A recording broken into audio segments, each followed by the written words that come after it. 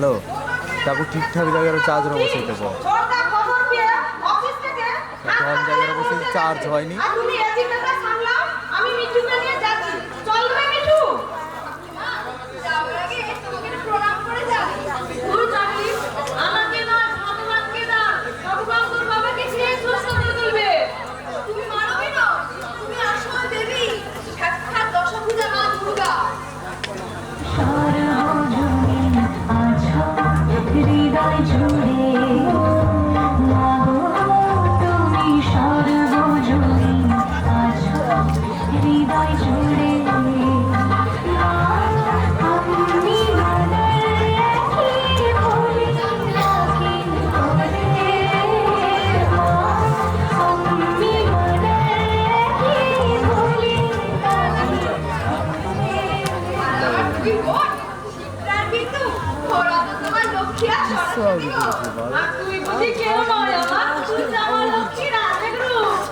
মানত কি লাগবে আরো বলা যাবে।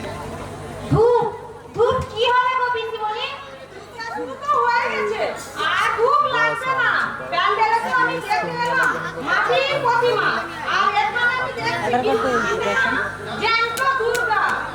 তাহলে তো আমি 42% চার্জ সাথে ঘুম বসে বস মিলি আছে জীবনে।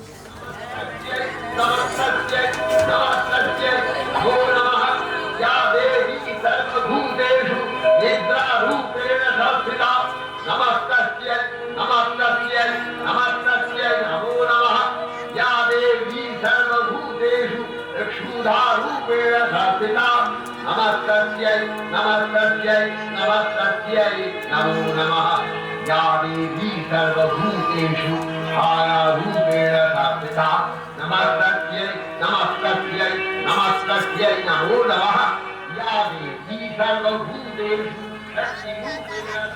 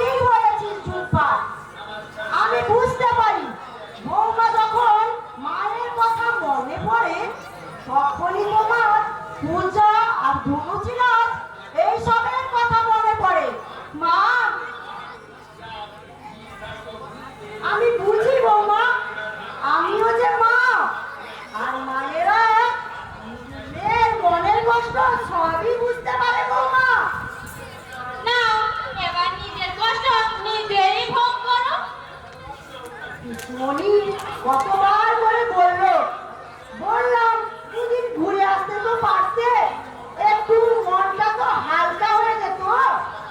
তা যাবে কেন? বসে বসে আমার সঙ্গে ঝগড়া করবে কি? টুম্পা, তুমি কিন্তু আমার সাথে বাড়াবাড়ি করছো।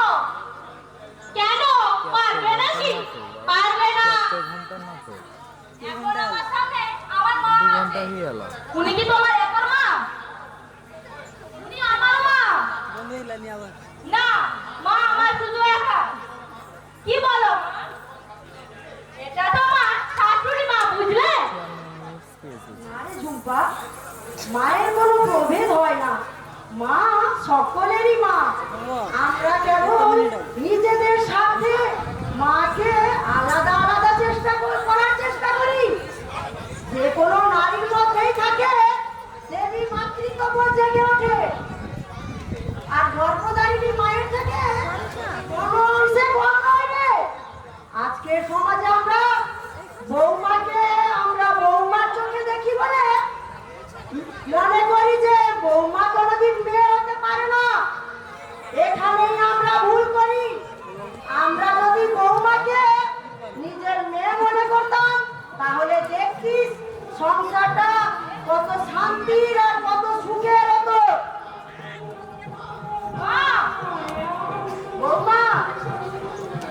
বৌমা তো আমাকে কোনোদিন শাশুড়ি মা বলে ডাকে না। সব বৌমারা তো বৌমাকে শাশুড়ি মা বলে ডাকে। তাহলে কি বৌমারা কি মেয়ে হতে পারে না? আমাকে তুমি আবার হারিয়ে দিলে বৌদি। আজ বুঝতে পেরেছি বৌদিকে সবাই বৌদি বলে কেন। বৌদি অর্থাৎ দাদার বউ, আমার দিদির সমান। আজ থেকে আমি নতুন করে আমার দিদি পেলাম। পাগলি মেয়ে আমার। এই তো ঝুম্পা, বৌদি, কাকিমা সবাই আছো। খবর পেয়েছো কিছু? কিসের খবর? বৌদি জেঠু অ্যাক্সিডেন্ট করেছে। দেখি একটা লরি গাড়ি জেঠুর পায়ের মধ্যে চলে গেছে। এমন কেন হলো মা? এমন কেন হলো? আমি তো এমন চাইনি। আমি যে মনে দেখলাম আজকে দেবীর মতন প্যান্ডেলে প্যান্ডেলে চণ্ডী ভালো হচ্ছে। প্যান্ডেলে প্যান্ডেলে চণ্ডী হচ্ছে। তাহলে এক বলো নেই কেন? বিসর্জনের বাজনা বাজো মা। বৌমা তুমি কেমন আছো মা? আপনি ঠিকই বলেছেন মা। স্বপ্ন কোনোদিনও সত্যি হয় না। ওরা উড়ো মেঘের মতো ওড়ে আকাশে আকাশে আর ভাসতে ভাসতে দিগন্ত পেরিয়ে যায়। দিদি, দিদি, তুমি চুপ করে দাঁড়িয়ে আছো কেন? লিলি, চুপ করে দাঁড়িয়ে আছো কেন? তুমি একটু শান্ত হও বৌদি। দেখবে তোমার জেঠু ঠিক সুস্থ হয়ে উঠবে। শুনলাম হাসপাতালে নিয়ে গেছে, এখনো জ্ঞান ফেরেনি। জানো ঝুম্পা, জেঠু জ্ঞান ফিরলে আমাকে খুঁজবে।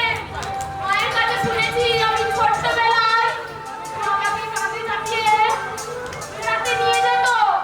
রোজ ঘুরতে যেতাম আর রোজ লুকিয়ে লুকিয়ে জেঠু আমার সাথে কথা বলতো। এখন মা জেঠুর জ্ঞান ফিরে গেল, আবার আমার সাথে জেঠু লুকিয়ে লুকিয়ে কথা বলবে তো মা? কেন বলবে না বৌমা? নিশ্চয়ই বলবে। আমি জানি জেঠু আর কোনোদিনও ফিরবে না। তোমরা মিথ্যে কথা বলছো, মিথ্যে কথা। মিথ্যে কথা নয় বৌদি, তোমার বাবা পিসিমণি সবাই গেছে হাসপাতালে। আমিও যাবো জেঠুর কাছে। আমার জেঠুর খুব কষ্ট হচ্ছে না মা। আমি জেঠুর কাছে বসে মাথায় হাত বুলিয়ে দেবো মা। কেন যাবে না? নিশ্চয়ই যাবে বৌমা। আমি তোমাকে নিয়ে যাবো ওখানে। দেখেই বলে রক্তের সম্পর্ক, হৃদয়ের টান। আমরা কেবল প্রতিবেশী মানুষের মুখোশ করে ঘুরে বেড়াই সমাজে ঢুকে। নিজেদের সামনে নিজেরাই চেহারা বদলে ফেলি ইচ্ছে মতো। কেউ একবারও ভাবি না আমাদের জীবনটা পুতুল নাচের পুতুল সাজের মতো। দেখুন না, আয়নাটা ভেঙে কাঁচের টুকরোগুলো ওখানে ওখানে ছড়িয়েছিল। আবার আয়নাটা একটা একটা টুকরো একই জায়গায় জোড়া লাগছে। শেষ পর্যন্ত দেখতে থাকুন আয়নাটা জোড়া লাগলো কিনা। না, কয়েকটা ভাগা টুকরো পড়ে থাকলো সমাজের বুকে। শেষ পর্যন্ত দেখতে থাকুন নাটকের শেষ দৃশ্য।